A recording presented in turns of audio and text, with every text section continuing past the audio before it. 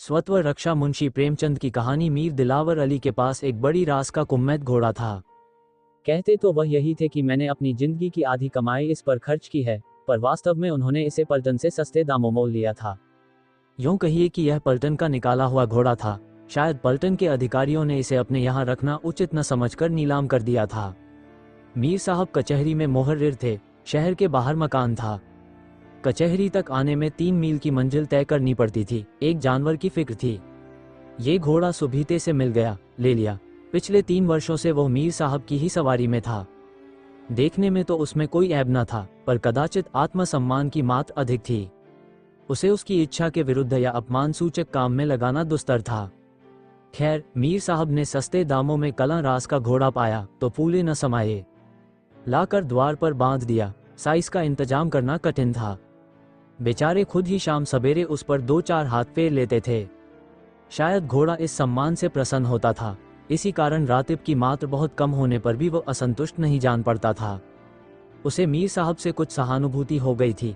इस स्वामिभक्ति में उसका शरीर बहुत क्षीण हो चुका था, पर वो मीर साहब को नियत समय पर प्रसन्नतापूर्वक कचहरी पहुंचा दिया करता था। उसकी चाल उसके आत्मिक संतोष की द्योतक थी। दौड़ना वह अपनी स्वाभाविक गंभीरता के प्रतिकूल समझता था। उसकी दृष्टि में उच्छृंखलता थी। स्वामिभक्ति में उसने अपने कितने ही चिर संचित स्वत्वों का बलिदान कर दिया था। अब अगर किसी स्वत्व से प्रेम था तो वह रविवार का शांति निवास था। मीर साहब इतवार को कचहरी न जाते थे। घोड़े को मलते, नहलाते, तैराते थे। इसमें उसे हार्दिक आनंद प्राप्त होता था। वहां कचहरी में पेड़ के नीचे बंधे हुए सूखी घास पर मुंह मारना पड़ता था। लू से सारा शरीर झुलस जाता था। कहाँ इस दिन छप्परों की शीतल छांव में हरी हरी दूब खाने को मिलती थी। अतएव इतवार को आराम वह अपना हक समझता था और मुमकिन न था कि कोई उसका ये हक छीन सके। मीर साहब ने कभी कभी बाजार जाने के लिए इस दिन उस पर सवार होने की चेष्टा की, पर इस उद्योग में बुरी तरह मुंह की खाई। घोड़े ने मुंह में लगाम तक न ली। अंत को मीर साहब ने अपनी हार स्वीकार कर ली। वह उसके आत्मसम्मान को आघात पहुंचाकर अपने अवयवों को परीक्षा में न डालना चाहते थे। मीर साहब के पड़ोस में एक मुंशी सौदागर लाल रहते थे। उनका भी कचहरी से कुछ संबंध था। वह मुहर्रिर न थे, कर्मचारी भी न थे। उन्हें किसी ने कभी कुछ लिखते पढ़ते न देखा था, पर उनका वकीलों और मुख्तारों के समाज में बड़ा मान था। मीर साहब से उनकी दांत काटी रोटी थी। जेठ का महीना था। बारातों की धूम थी। बाजे वाले सीधे मुंह बात न करते थे। आतिशबाज के द्वार पर गरज के बावले लोग चरखी की भांति चक्कर लगाते थे। भानड़ और कथक लोगों को उंगलियों पर नचाते थे। पालकी के कहार पत्थर के देवता बने हुए थे। भेंट लेकर भी न पसीजते थे। इसी सहालोगों की धूम में मुंशी जी ने भी लड़के का विवाह ठान दिया। दबाव वाले आदमी थे। धीरे धीरे बारात का सब सामान जुटा तो लिया, पर पालकी का प्रबंध न कर सके। कहारों ने एन वक्त पर बयाना लौटा दिया। मुंशी जी बहुत गर्म पड़े, हर जाने की धमकी दी, पर कुछ फल न हुआ। विवश होकर यही निश्चय किया कि वर को घोड़े पर बिठाकर वर यात्र की रस्म पूरी कर ली जाए। 6 बजे शाम को बारात चलने का मुहूर्त था। 4 बजे मुंशी ने आकर मीर साहब से कहा, यार अपना घोड़ा दे दो, वर को स्टेशन तक पहुंचा दें। पालकी तो कहीं मिलती नहीं। मीर साहब आपको मालूम नहीं, आज इतवार का दिन है। मुंशी जी मालूम क्यों नहीं है, पर आखिर घोड़ा ही तो ठहरा। किसी न किसी तरह स्टेशन तक पहुंचा ही देगा। कौन दूर जाना है। मीर साहब यूं आपका जानवर है, ले जाए, पर मुझे उम्मीद नहीं कि आज वो पुट्ठे पर हाथ तक रखने दे। मुंशी जी अजी मार के आगे भूत भागता है। आप डरते हैं, इसलिए आपसे बदमाशी करता है। बच्चा पीठ पर बैठ जाएंगे तो कितना ही उछले कूदे पर उन्हें हिला न सकेगा। मीर साहब अच्छी बात है, जाए, और अगर उसकी यह जिद आप लोगों ने तोड़ दी तो मैं आपका बड़ा एहसान मानूंगा। मगर ज्यों ही मुंशी जी अस्तबल में पहुंचे, घोड़े ने शशंक नेत्रों से देखा और एक बार हिनहिना कर घोषित किया कि तुम आज मेरी शांति में विघ्न डालने वाले कौन होते हो। बाजे की धड़ धड़ पोंपों से वह उत्तेजित हो रहा था। मुंशी जी ने जब पगहे को खोलना शुरू किया तो उसने कनौतियां खड़ी की और अभिमान सूचक भाव से हरी हरी घास खाने लगा। लेकिन मुंशी जी भी चतुर खिलाड़ी थे। तुरंत घर से थोड़ा सा दाना मंगवाया और घोड़े के सामने रख दिया। घोड़े ने इधर बहुत दिनों से दाने की सूरत न देखी थी। बड़ी रुचि से खाने लगा और तब कृतज्ञ नेत्रों से मुंशी जी की ओर ताका, मानो अनुमति दी कि मुझे आपके साथ चलने में कोई आपत्ति नहीं है। मुंशी जी के द्वार पर बाजे बज रहे थे। वर वस्त्राभूषण पहने हुए घोड़े की प्रतीक्षा कर रहा था। मोहल्ले की स्त्रियां उसे विदा करने के लिए आरती लिए खड़ी थीं। 5 बज गए थे। सहसा मुंशी जी घोड़ा लाते हुए दिखाई दिए। बाजे वालों ने आगे की तरफ कदम बढ़ाया। एक आदमी मीर साहब के घर से दौड़कर साज लाया। घोड़े को खींचने की ठहरी, मगर वह लगाम देखकर मुंह फेर लेता था।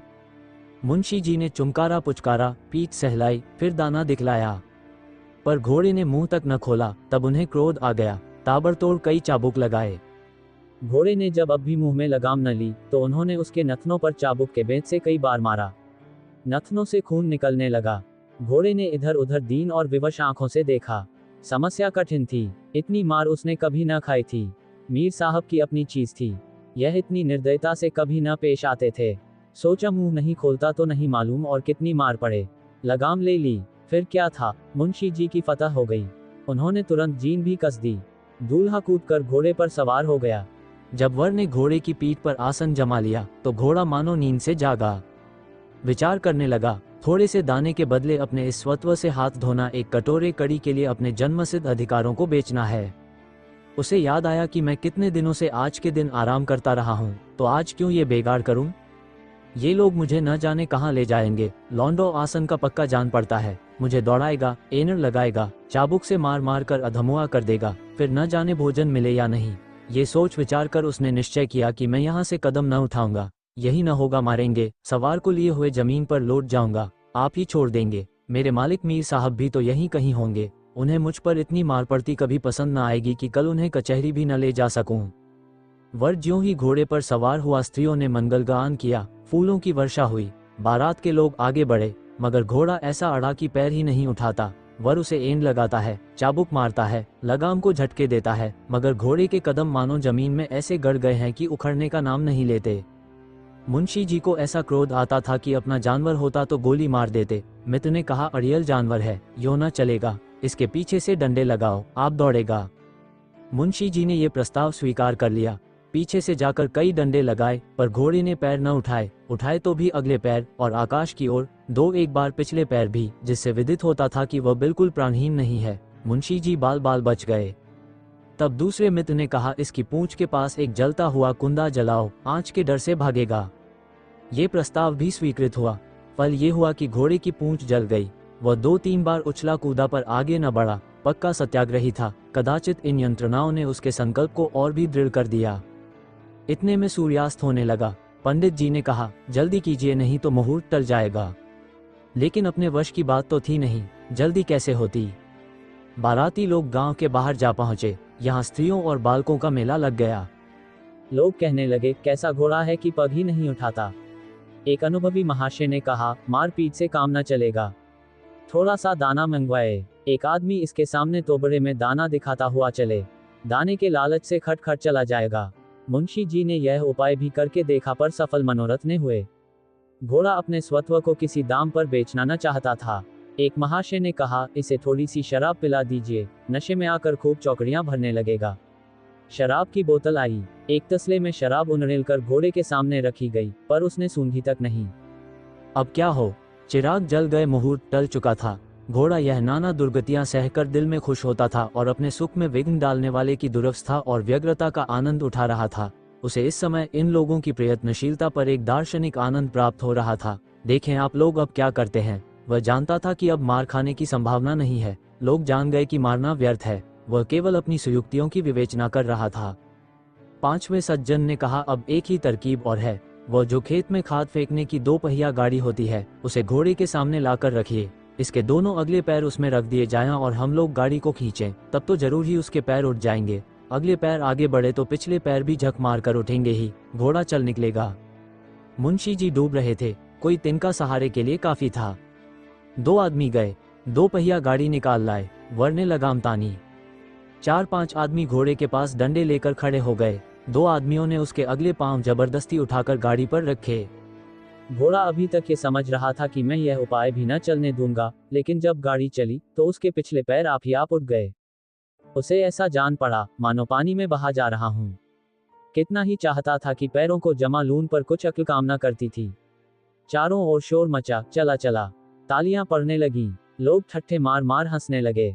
घोड़े को यह उपहास और यह अपमान असह्य था, पर करता क्या। हाँ, उसने धैर्य न छोड़ा। मन में सोचा, इस तरह कहां तक ले जाएंगे। ज्यों ही गाड़ी रुकेगी मैं भी रुक जाऊंगा। मुझसे बड़ी भूल हुई, मुझे गाड़ी पर पैर ही न रखना चाहिए था। अंत में वही हुआ जो उसने सोचा था। किसी तरह लोगों ने 100 कदम तक गाड़ी खींची, आगे न खींच सके। 100-200 कदम ही खींचना होता तो शायद लोगों की हिम्मत बंध जाती, पर स्टेशन पूरे 3 मील पर था। इतनी दूर घोड़े को खींच ले जाना दुस्तर था। ज्यों ही गाड़ी रुकी, घोड़ा भी रुक गया। वर ने फिर लगाम को झटके दिए, एनर लगाए, चाबुकों की वर्षा कर दी, पर घोड़े ने अपनी टेक न छोड़ी। उसके नथनों से खून निकल रहा था, चाबुकों से सारा शरीर छिल गया था, पिछले पैरों में घाव हो गए थे, पर वह दृढ़ प्रतिज्ञ घोड़ा अपनी आन पर अड़ा हुआ था। पुरोहित ने कहा, 8 बज गए, मुहूर्त टल गया। दीन दुर्बल घोड़े ने मैदान मार लिया। मुंशी जी क्रोधोन्मत्त होकर रो पड़े। वर एक कदम भी पैदल नहीं चल सकता। विवाह के अवसर पर भूमि पर पांव रखना वर्जित है, प्रतिष्ठा भंग होती है, निंदा होती है, कुल को कलंक लगता है, पर अब पैदल चलने के सिवाय अन्य उपाय न था। आकर घोड़े के सामने खड़े हो गए और कुंठित स्वर से बोले, महाशय, अपना भाग्य बखानो कि मीर साहब के घर हो। यदि मैं तुम्हारा मालिक होता तो तुम्हारी हड्डी पसली का पता न लगता। इसके साथ ही मुझे आज मालूम हुआ कि पशु भी अपने स्वत्व की रक्षा किस प्रकार कर सकता है। मैं न जानता था तुम व्रतधारी हो। बेटा उतरो, बारात स्टेशन पहुंच रही होगी। चलो पैदल ही चलें। हम आपस ही के 10-12 आदमी हैं, हंसने वाला कोई नहीं। ये रंगीन कपड़े उतार दो, रास्ते में लोग हंसेंगे कि पांव पांव ब्याह करने जाता है। चल बे अड़ियल घोड़े, तुझे मीर साहब के हवाले कराऊं।